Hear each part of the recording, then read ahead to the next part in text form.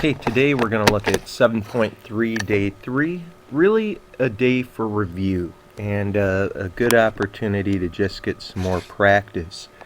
Let's take a look at a unit step function review where we have a piecewise function. F of x is 0 if x is less than 2, and we could even put that in here. And in fact, we'll assume that it's only defined for x between 0 and 2. Between 2 and 3, we're going to jump up to 1. And f of x will be assigned 0 when x is greater than or equal to 3. So we have a function that looks something like so.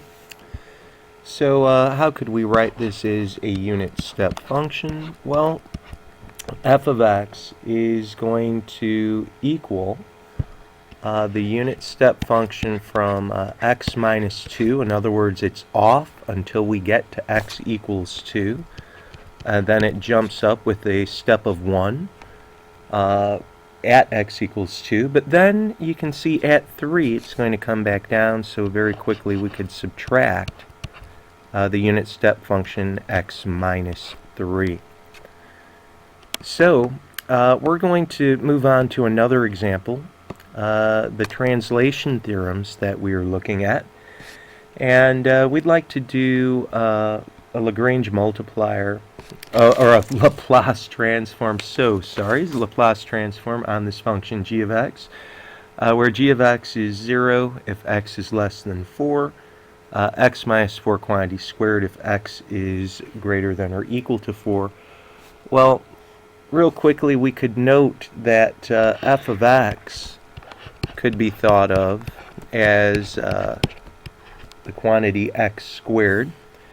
Then g of x would be the unit step function of x minus 4. It's off when we are smaller than 4. But then we could multiply by this translation of f of x minus 4. And just doing a little bit of review, we could remember what we saw from the previous section.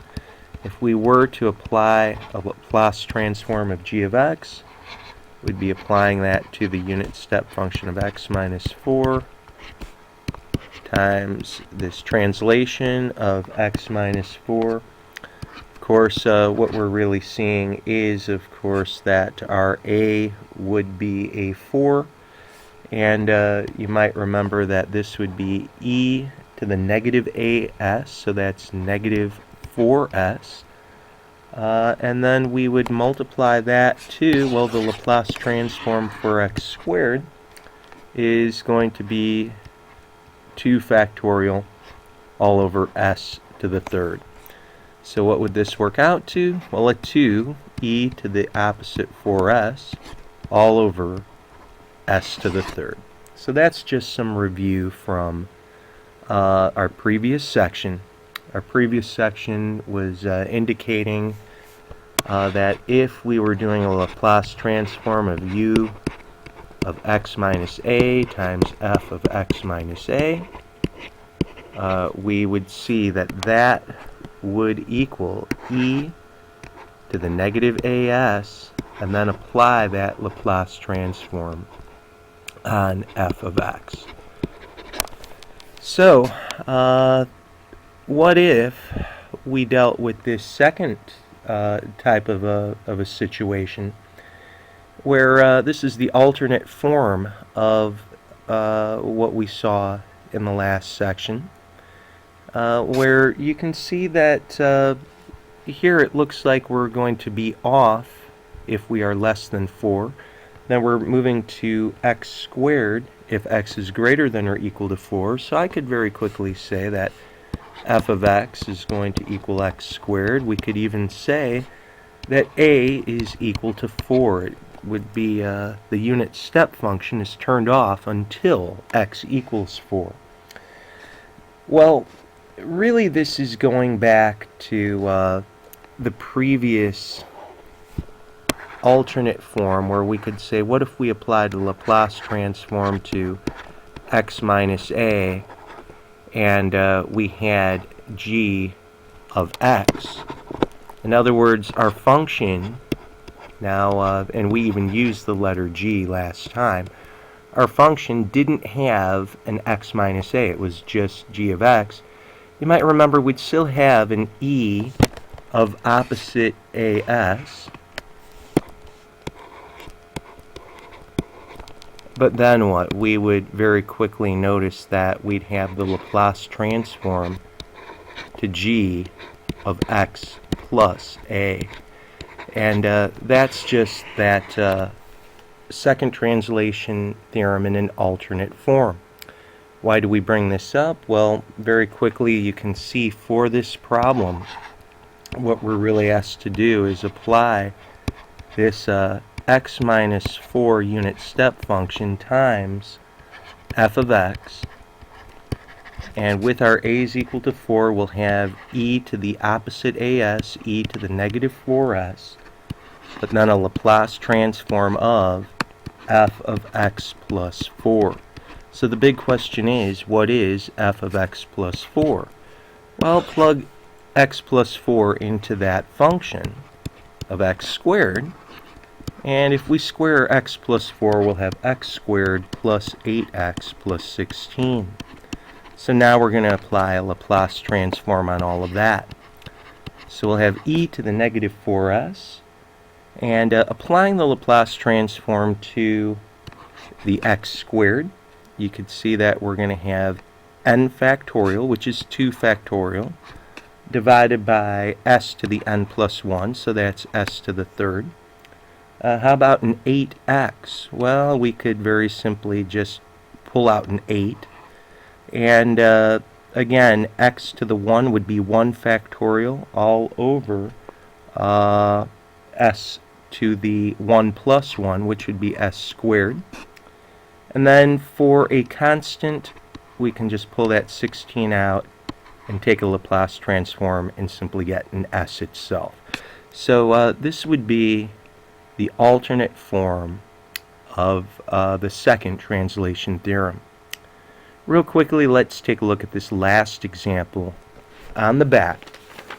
And of course, if we were to graph f of t out, it looks like between 0 and 1, our function would be assigned at 1. But then we jump down to negative 1 when t is greater than or equal to 1.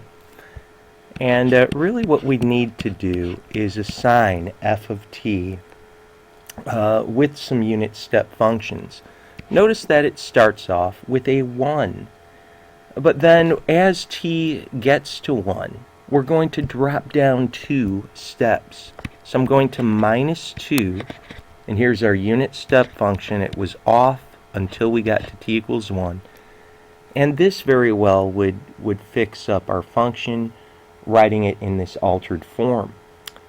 So, dare I say, this differential equation can be more easily written in the following way. We could just say that we have y prime plus y is equal to 1 minus 2 unit step function of t minus 1. We're going to apply a Laplace transform everywhere. So we'll have a Laplace transform applied to y prime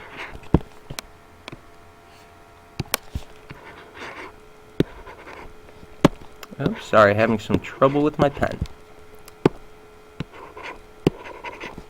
A Laplace transform to y.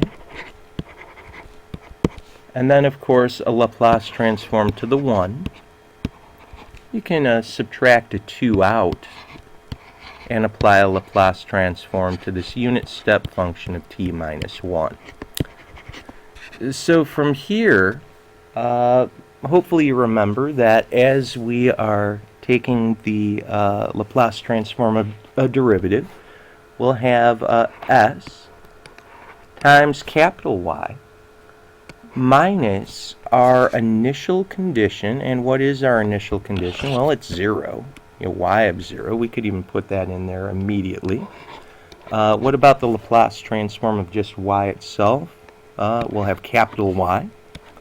The Laplace transform of 1 would be 1 over s.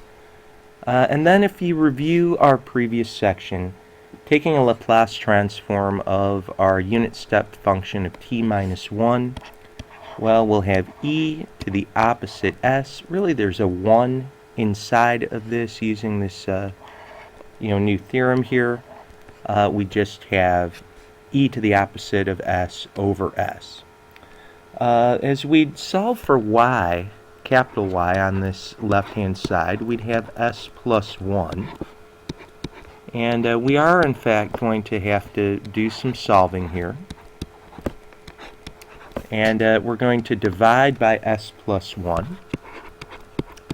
And really, our denominators are just going to increase by an s plus 1 factor. So we'll have an s down below, and here's an s plus 1. At this point, we should use our expand tool. Use that expand tool on the 89, and we can even do that before we take an inverse Laplace transform. Applying it to just 1 over the s times s plus 1, we'd get 1 over s minus 1 over s plus 1. And actually, if you factor out a negative 2e to the negative s, you'd notice that you get exactly the same thing over here. The 89 would tell you that as well, in fact. And this would be negative 2e to the negative s times a 1 over s minus 1 over s plus 1. So, just cleaning this up a little bit, we could very quickly start doing some inverse Laplace transforms. So we'll do inverse Laplace on each of these. And hopefully you can see we're so incredibly close to being done. Tell you what, we can distribute that negative 2 e to the opposite s into these last two terms. Factor out that negative 2 from this first thing. We'll have e to the opposite s all over s. And a negative 2 times a negative would be a plus, so we'll have a positive 2 here. And have an inverse Laplace transform of e to the opposite s all over s plus 1. Now we're almost done. Let's very quickly realize that the inverse Laplace transform of capital Y is little y. How about the Laplace transform inversely of 1 over s? Well, that would just be the constant 1. Here, this is like s minus a. Your a would be negative 1. So this is minus e to the negative t. Then as we venture off into these last two, let me just recall from the last section that if we had the inverse Laplace transform of e to the opposite as times capital F of s, that would equal f of t minus a times the unit step function of t minus a. Using that last theorem from last time, you can see that as we venture off over here, you can see that really we'd be taking the inverse step function of 1 over s, which is just a 1. So we'd say minus 2 unit step function of t minus 1. Okay, since our a would be a 1 itself. And then as we finish this last portion up, please realize that this 1 over s plus 1, again, we'd have an e to the negative t. However, with our unit step function, of course, of t minus 1. But notice, the reason why I brought this up is that now we're going to have f of t minus a. So we're going to have e to the opposite of t minus 1. Okay, and that's as far as we go. Hopefully this was a good review for you. Best of luck to you. Keep working, and we'll finish up the chapter next week.